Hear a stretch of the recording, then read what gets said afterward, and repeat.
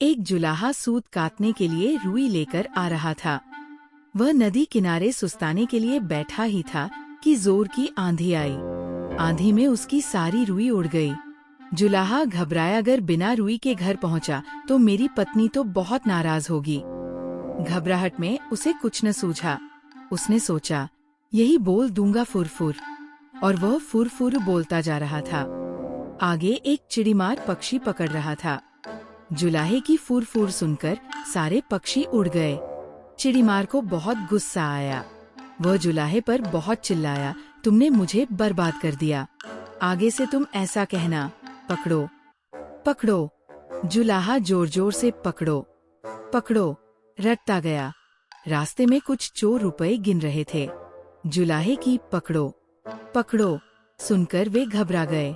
फिर उन्होंने देखा कि अकेला जुलाहा ही चला आ रहा था।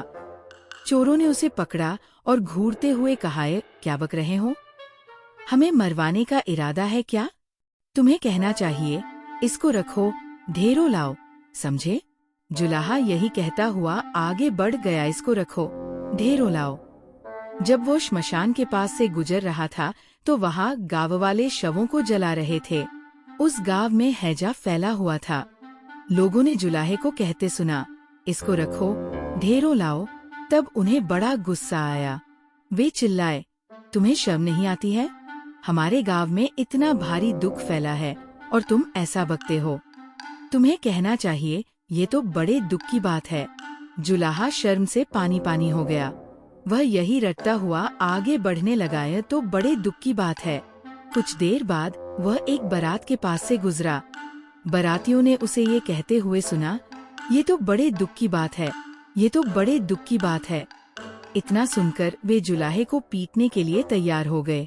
बड़ी मुश्किल से उसने सफाई दी तो उन्होंने कहा, सीधे से आगे बढ़ो, और हाँ, अब तुम ये रटते जाना, भाग्य में हो तो ऐसा सुख मिले। अब जुलाहा यही रटता हुआ अपनी राह चल पड़ा। चलते चलते अंधेरा हो गया।